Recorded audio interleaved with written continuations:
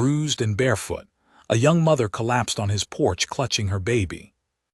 The baby was what woke me. Not a cry, nothing that clean. More like a thin, reedy sound that didn't belong in that hour, the kind of sound you hear once and then lie still waiting to hear again. Because if you don't hear it again, you have to get up and find out why. I've been sleeping light for years by then. That's what solitude does, sharpens the edges of everything. A coyote 3 ridges over. A branch going down in the wind. You stop sleeping deep somewhere around 50 and you don't get it back. So I was already sitting up before the second sound came, and by the third I had my boots on. I didn't take the rifle, don't know why. Just the boots and the pants, and I went to the front of the house in the dark, moving by feel the way you do when you've walked the same floor for 30 years. The window beside the door, I looked through it first. You learn that too. Look before you open. Moonlight, dust settled white across the yard, the horse still in the corral so nothing had spooked him. Then I looked down at the porch itself, and that's when I saw her. She was on her side against the post. One arm underneath her, the other arm wrapped around something. The baby. She had it against her chest, and even in that position, even crumpled like a thing thrown from a wagon, she had the baby tucked up under her chin like that was the one job she was going to finish no matter what else happened to her. I opened the door slow. Hinges on that door had a particular groan. I knew exactly where in the swing it would start, so I took it careful and stepped out. The boards under me, I knew those too. Second plank from the post had a soft spot I'd been meaning to fix for a decade. She didn't move when I came out. I crouched down and looked at her face, and even in that low silver light I could see it. Left eye swelled shut. Bottom lip split and dried dark. Dust pressed into the side of her face like she'd been dragged. Her feet, she didn't have shoes. Just bare feet on the raw wood of my porch, and the soles of them cut up like she'd been walking a long time on something that wasn't trail. The baby made the sound again, alive. I put 2 fingers on the side of its neck and the pulse was there, steady as a watch. I went inside and got the lamp and came back and crouched again, and this time I said her name. Not her name. I didn't know her name, I just said hey. Low and even, the way you talk to a horse that's been run too hard. She came awake fast. Too fast. The kind of fast that tells you a person hasn't been sleeping safe in a while. Her good eye found me and her arms tightened around the baby, and she tried to get up and I said don't. She didn't get up. I said I'm not going to hurt you. She said nothing, just watched me. The good eye brown doing all the work her swelled shut eye couldn't. I said you're on my porch and I'd rather not leave you there. Can you walk? She tried and I let her try first because I could see she was the kind of woman who needed to try before she'd accept a hand. Got herself partway up the post and then her legs went and I caught her, the baby between us, and she let me. That was something, letting a stranger put his arm under her and take her weight. Whatever she'd been running from, she was past the point of having options. I brought her inside. The kitchen first. Set her in the chair nearest the stove, which still had some warmth left from supper. Lit the lamp and got a better look, and it was worse than the moonlight had shown. Whoever did that to her face had done it more than once. You can tell the difference between one hard blow and a habit. There was old yellow under the new purple. A scar along her jaw that had healed the wrong way, the way things heal when they're not tended. I didn't ask her anything. Filled the basin with water from the pump, got the clean rag I kept under the sink, set it on the table beside her. She looked at it. I said you can do it yourself if you want. I'll keep back. She picked up the rag. I turned away and started the stove up proper, got the fire going and put water on. Heard the small sounds of her cleaning her own face, the careful way she went at it, wetting the rag and pressing it and pulling it away. Every now and then a little breath through her teeth. Not a complaint. Just air letting out from the effort of holding still against pain. The baby woke up properly when the lamp light got brighter. I heard it shift and fuss, and then she was talking to it, her voice dropping to something almost below hearing. and the baby went quiet. Fed it from herself without any ceremony. Just turned a little and did it, and I kept my back to her and made noise with the coffee so she'd know I wasn't paying attention. I had cornbread from the day before, heated it in the iron pan, set it on the table with a cup and the coffee pot and sat down across from her and pushed it over and said, "Eat." She ate, not dainty, ate like she needed it, which she did. Between bites she was watching me over the cup, still hadn't told me her name. I said mine, Holt Greer, said this is my ranch such as it is. Said there's a back room, nothing much in it but a cot and a quilt and she could have it. She said why? Not thank you, not what do you want for it, just why. Like the question of a person who's had kindness used as a setup before. I thought about it, said because you landed on my porch, said I'm not in the habit of leaving things where they fall. She looked at me for a while, then she said her name was Cora, didn't give me a last name and I didn't ask for one. I showed her the back room. The cot was narrow but it had a real mattress, wool stuffed, not bad. The quilt my wife had made, not something I'd told anyone. I didn't talk much about Bess. I'd left it folded at the foot of the cot because I couldn't put it in a trunk and I couldn't put it on my own bed either, so there it had sat.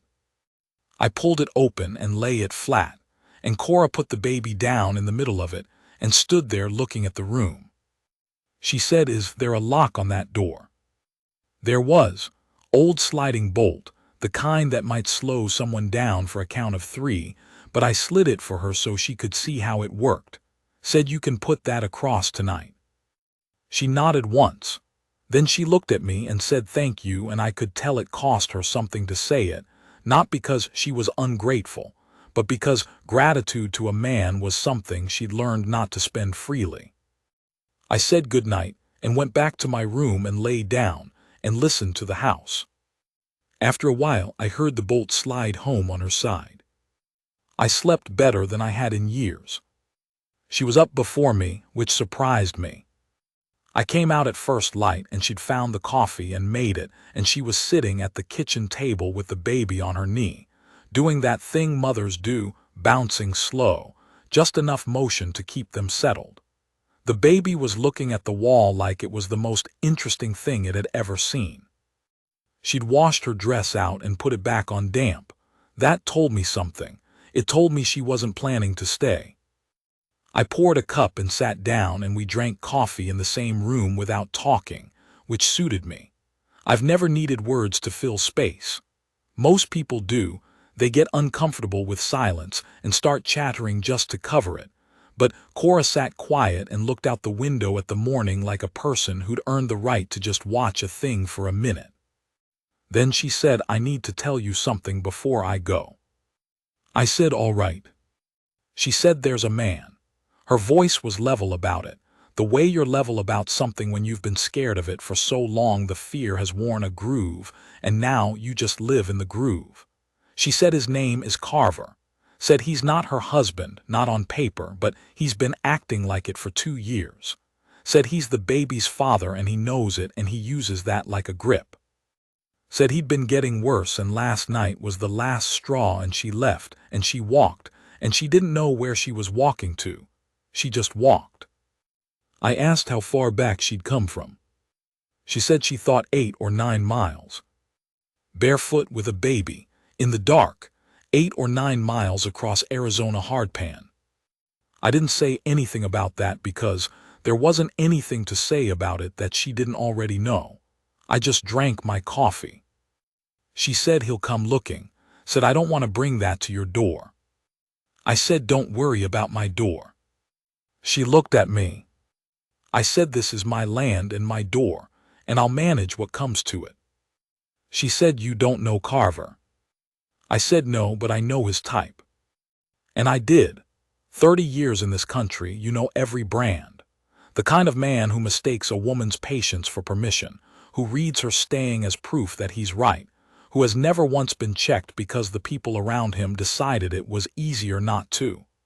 You run up against that type and you can tell them by the face, something too easy in it, like a muscle that's never been worked. They're not hard men. Hard men I respect even when I'm against them.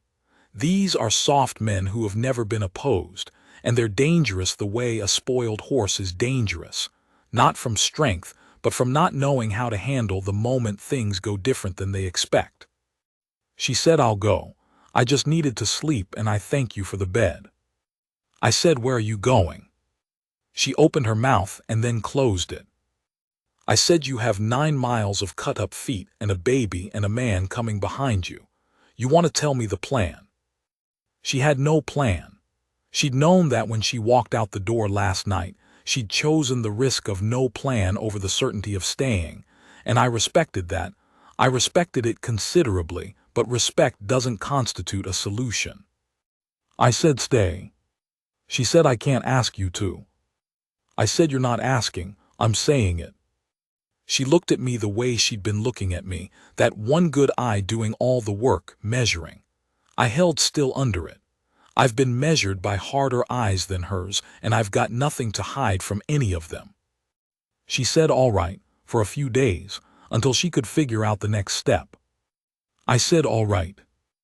I went out to do the morning work, and she found something useful to do in the kitchen without being told to, which I'd later come to understand was just who she was. She couldn't sit in someone else's space without pulling her weight. That was fine by me. Better than fine. I've been alone long enough that another pair of hands working quietly nearby was a thing I hadn't known I was missing. Carver came on the 3rd day. I'd half expected the 2nd. He'd lost a day finding out where she'd gone, I figured, and another half day pulling himself together. And by the time he rode onto my road, he had that look that men like him get when they've had time to work themselves up, like they've been rehearsing what they're going to say, going over it, feeding it, until by the time they arrive they're more committed to the speech than they are to the outcome. 2 men with him, that was something. He'd brought company, which meant he wasn't quite as sure of himself as he was trying to look. Confident men come alone. I was on the porch when they rode up, didn't come down off it, just stood there. Carver was maybe 35. Good-looking in the way that sometimes goes bad, a man who'd been told too many times that his face was enough. He pulled up short of the porch, didn't get off his horse, looked down at me the way a man on horseback looks down at a man on foot. He said he was looking for a woman named Cora, said she belonged to him. I said I don't know anything about a person belonging to another person. He said don't get smart. Said she had his son and she ran off and he'd like her back and whatever she'd told me. He wasn't interested in my opinion on it. I said I didn't offer one. One of the men with him, younger, big through the shoulders, the kind of boy who hires out because he hasn't learned yet to ask why, shifted in his saddle. That one I watched. The older of the 2 was just along for the ride, I could see that. But the young one might do something without thinking. Carver said, is she here? I said, that's my business. He said, I'm going to ride in and look. I said, no, you're not. He looked at me. Then he looked at the men beside him and back at me like the geometry of this situation was perfectly clear, and I was too simple to understand it. I said, you can count. But this is my land and that is my house, and you don't set foot on either without my say. You want to talk to someone, you get down off that horse and come to the porch, and you talk like a man who understands where he is. Long pause, the kind where everyone is deciding something. He got down. He came to the porch, 3 steps from the bottom. He was taller than he'd looked on the horse, and he had the ease of a man who uses his size the way he used his face, as something that should be enough by itself. He said he wanted Cora and the boy. I said Cora's got her own mind and she'll do what she decides to do. I said if you want to talk to her you're welcome to wait outside and I'll ask if she wants to talk to you. I said if she says no, then you go. He said, and if I don't? I said then we'll have a different conversation. He looked at me for a long time, looking for the thing that wasn't there, looking for the flinch, the backing off, the negotiating. He wasn't finding it, and that was throwing him because it was the thing that had always been there before with people. Everyone flinched eventually. He'd learned that. I'd been standing on this piece of land for 30 years. My wife was buried on it. I'd built every fence post on it by hand and buried 2 good dogs in the corner by the cottonwoods and put in every inch of pipe to the water tank myself.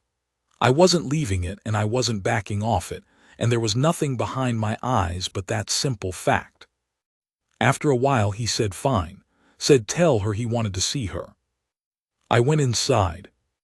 Cora was in the back room. She'd heard the horses. She was standing against the wall with the baby, and her face was the face of someone who has run out of room to keep running. I said he wants to talk. I said you don't have to. She said what happens if I don't? I said he leaves. I said I'll make sure of it. She looked at me, then she said she'd talk to him. Said some part of this she'd have to face sooner or later, and she knew it. Said she just needed to know I was out there. I said I'll be on the porch. She came out after a minute, stood at the top of the steps with the baby on her hip and looked down at Carver. Didn't say anything, just looked at him. He started in, I could hear it from where I stood, the version of the thing he'd been rehearsing. Started low, almost reasonable, because that was how they always started. She was overreacting. She'd misunderstood. The situation was something she'd made worse by leaving. Come home and they'd sort it. I watched her face while he talked. She let him finish, then she said no.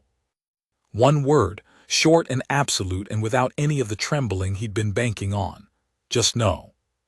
He started again, louder, and she said it again. No. Then he took a step up toward the porch. I moved between them. Not fast, I didn't need to hurry. Just moved so I was between him and the step and looked at him. He said, get out of my way. I said, this is where you stop. He said, she's coming with me. I said, she's not. What happened next was quick and stupid, and I'd seen it coming the whole time.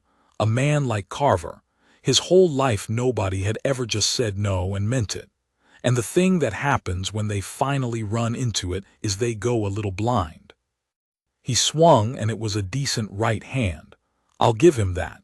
And if I'd been 20 years younger, I might have tried to slip it, but at my age, I've learned that taking the first one and standing there is sometimes the stronger statement. It caught me on the side of the jaw. I took it, stepped back 1 foot to reset, and then hit him twice, once in the ribs, once across the face, and he went down off the step and sat in the dust on his back end, looking up at me with an expression I recognized. It was the expression of a man encountering a wall where he expected a door. The young big one behind him came off his horse, and I looked at him and he stopped. I said, you ride for wages, not for this. He thought about it. Then he looked at Carver on the ground and back at me and said, you're right, mister, and got back on his horse. The older one hadn't moved the whole time. Carver got up slow, touched his face. He was going to want to say something. Men like that always do. They can't leave without the last word, but I could see him working out that there was nothing useful to say, and so he just looked at me for a long time. I said, you know where this land is. I said, if you come onto it again, I'll have you in front of the sheriff before the week's out, and I've got a man in this county who'll listen to me. He said something low that I didn't bother to hear. Then he got on his horse and they rode out. I stood there a while after the dust settled. My jaw had a pulse to it and I could taste copper at the back of my mouth. Not bad, though. I'd tasted worse. Behind me, Cora said, are you all right? I said yes. She came down the steps and stood beside me, and we watched the road where they'd gone, both of us quiet. The baby had a fist around a fold of her dress and was looking at the road too, like it was following the logic of the thing. After a while she said, you didn't have to do that. I said, yes, I did. She turned and looked at me. That one good eye, the other still part swelled, but better than it had been. Something in her face that wasn't quite what it had been before, something that had shifted, some calculation she'd been running that had changed its result. She reached up and put her hand on the side of my jaw where Carver had hit me. Just held it there, palm against the bone, looking at me like she was reading something she needed to read carefully. I held still. She said, "You're bleeding a little." I said, "I know." She said, "Come inside and let me tend it." I said, "It's fine." She said, "Holt, come inside and let me tend it." I went inside. That was in May. The land was already getting its summer heat, the air, that quality it gets in Arizona before the rains, like the whole sky is holding something back.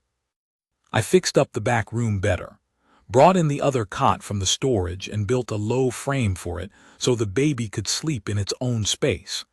Got a proper chest of drawers from the man in town who sold salvage furniture. Cora kept a clean house, cleaner than I'd kept, I'll admit, and she had a way with the kitchen that I hadn't had since Bess, a way of turning plain things into something worth sitting down for. I told her about Bess one evening in June. I don't know why. I'm not a man who talks much about the things that matter to him. I've found that the more a thing matters, the less I can seem to say about it. But it was the light, maybe, or the fact that we'd been sitting quiet long enough that words had room to mean something. I told her Bess had died 6 years back, February, a cold that went to her lungs. Told her the quilt she'd been sleeping under was Bess's, and that I hoped she didn't mind. She said she didn't mind, said she'd wondered. Said she could tell by the stitching it was made by someone who knew what they were doing. I looked out the window and she let me look. She didn't fill the silence with anything. She understood how silence worked. The baby, whose name was James, got to where he'd look for me when I came in from the yard. He'd be on his quilt on the kitchen floor doing whatever babies do, examining their own hands, apparently, and when the door opened he'd look up, and when he saw it was me he'd do the thing babies do with their whole bodies, that full-body excitement. I didn't know what to do with that at first. I'd never spent much time around babies. But I found I could sit on the floor beside him, and he'd pull himself up on my arm and stand there for a few seconds before he went down again, and that seemed to be enough to satisfy him. I did not hate it. Late summer she asked me what I was going to do when she left. We were on the porch. End of the day, the sun going orange behind the ridge. I thought she meant something specific, a plan, a date, something she'd been working out. Then I realized she was asking in the bigger sense, what I'd been doing before, alone on this land. I said the same thing I'd been doing, I supposed. She said that's not a real answer. I said it's the honest one. She looked at me. Then she said she'd been thinking, said she had no particular place to be. Said James needed a settled place more than anything else. Said she'd been thinking maybe she didn't have to leave. I said I wasn't going to ask her to stay. She said, "I know. I'm not waiting for you to ask. I'm telling you what I want." I turned my cup in my hands. The sun was going down and the air was the first cool of evening, and I could hear the horse in the corral and somewhere far out a quail going. The ordinary sounds of the end of an ordinary day on a piece of land I'd worked my whole life. I said I'd like that. She said, "Then that's what we'll do." She moved her chair a few inches closer to mine, which was everything and nothing and just right, and we sat there and watched the dark come down over the ridge the way you watch something you've been waiting for that you didn't know you were waiting for.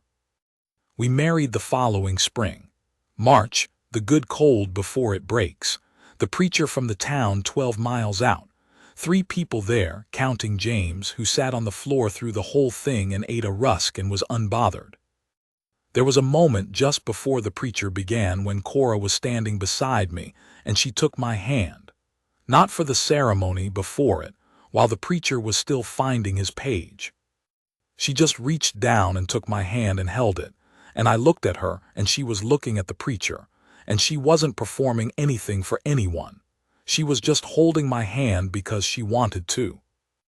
I thought about the morning I'd found her on that porch. What I must have looked like crouching there in the lamplight, old and weathered and not much to look at, holding a rag and a lamp and saying, "Don't try to get up yet." Not anybody's idea of rescue. A man who'd been alone so long he'd stopped thinking anyone was coming. Who'd stopped, if I'm honest, thinking he was worth coming to. And here she was beside me anyway, choosing it. Not because she had nowhere else, she had places she could have gone, family up north she'd mentioned once, a cousin in New Mexico she'd written to. She could have gone, she stayed because she wanted to. That's the part that's taken me years to let sit right. I'd done the work. I'd put in 30 years on this land. I'd been fair to every man I dealt with, and I'd kept my word, and I'd stood my ground when I needed to. But somewhere in the long alone of it, I'd started to wonder if any of it meant anything without someone to know it. Competence doesn't know itself. Honor doesn't know itself. A man can do everything right and still end up talking to the empty rooms. She knew it. She saw what the doing added up to, and she chose to stand beside it. That's the thing no one tells you about a good woman choosing you. It's not that you feel saved, it's that you feel seen. Like the whole sum of what you are finally got acknowledged by someone who didn't have to, who looked at the work and the years and the stubborn faithfulness of it all and said, yes, that's the man I want. James is 4 now. He follows me around the yard the way young things do, putting his feet in the prints I leave, trying to match the stride. He's going to be tall, I think. He's already got a seriousness to him that I recognize, a stillness when he's watching something he wants to understand. I teach him things, how to move around a horse without spooking it, how to tell the difference between a cloud that'll pass and one that means something, how to look at the ground and read what's walked there. He listens seriously, like it matters. It does matter, that's the thing. Late evenings now, after he's down, Cora and I sit out like we have since that first summer. She reads sometimes, or we talk about nothing much, the fence along the south quarter, what the winter looks like, whether we ought to get another dog. Small things, real things. Some nights we just sit. The land out past the porch is dark except for what the stars give it, which is enough to see by if your eyes have adjusted. I know every shape of it, the ridge line, the old cottonwood that leans, the water tank sitting fat and still. I've known it for 30 years and I'll know it for whatever years are left, and there's something about having a person sit beside you while you know a thing that changes the knowing, makes it hold. She leans against my arm sometimes, reading in the lamplight without making a thing of it, just leans. And I sit there on my own porch on my own land, her warm against my side, and I think that this is what all of it was for. All the long years and the hard work and the keeping on. It was for this. The lamp burns down and the stars go on overhead and James sleeps in the house behind us, and I don't need anything else in the world.